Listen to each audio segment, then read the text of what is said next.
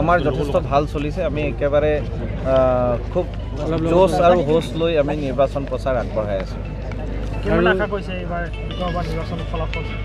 ফলাফল যথেষ্ট ভাল হ'ব আৰু আপোনালোকে বহুতেই হয়তো নভবাকৈ যিমানখিনি আমি হয়তো ধাৰণাও কৰা নাই তাতকৈ অধিক ভোট আম আদমি পাৰ্টীয়ে পাব। এটা আণ্ডাৰ কাৰেণ্ট আৰম্ভ হৈ গৈছে ৰাইজৰ মাজত, যিটো আমি প্ৰধান নেতা অৰবিন্দ কেজৰিৱাল ইতিমধ্যে জেম্মাত আছে আৰু গ্ৰেপ্তাৰ কৰিছে। এই নিৰ্বাচনৰ এই ক্ষেত্ৰত প্ৰভাৱ পেলাব নহয়। তেখেতক জেললৈ প্ৰেৰণ কৰাৰ কাৰণে নিৰ্বাচনত আমাৰ কোনো প্ৰভাৱ নপৰে।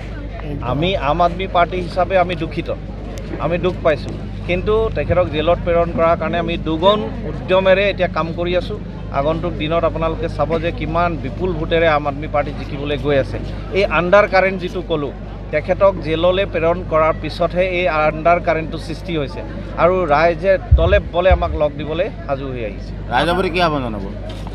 ৰাইজক এটাই আহ্বান জনাম যে আমি উন্নয়নৰ ওপৰতে কেৱল ভোটদান কৰোঁ।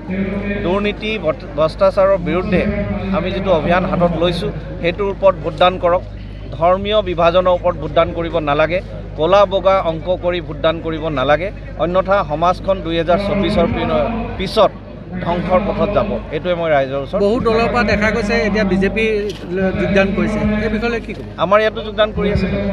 এতিয়াই আপুনি ইয়াতে যদি চায়, ইয়াৰ আধা আধি সংখ্যা যিসকল ইয়াততো হাজাৰৰ সংখ্যাত লোক উপস্থিত আছে, ইয়াৰ আধা সংখ্যা লোক বিজেপি কংগ্ৰেছ অন্য দলৰ পৰা আহি ইয়াত আগতে যোগদান কৰিছে।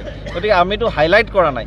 বিজেপিয়ে কি কৰিছে, 2019 চনত যদি কোনোবা এজনে বিজেপিত জইন কৰিছিলে, তাৰপিছত 4 বছৰ 5 বছৰ নিষ্ক্ৰিয় হৈ বহি থাকিলে, আকৌ ধৰি লৈ আনিছে, আকৌ মাফলাৰ পিন্ধাই দিছে, কৈছে তুমি বিজেপিত যোগদান কৰিছা বুলি। তেনেকুৱা এটা তেওঁলোকৰ ক্ৰাইচিছ চলি আছে, মানুহ পাবলৈ নাই, ধৰি আনি জইন কৰাই দি আছে।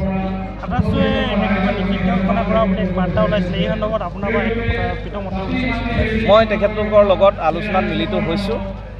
বস্তুটো হৈছে যে এইটো কোনো তথ্য ভিত্তিৰ ওপৰত ভিত্তি কৰি তেওঁলোকে মন্তব্য দিয়া নাই, কিন্তু যিয়ে নহওক মই চবকে এটাই আহ্বান জনাম যে নিৰ্বাচনটোত নিৰ্বাচন হিচাপে থাকিব লাগে।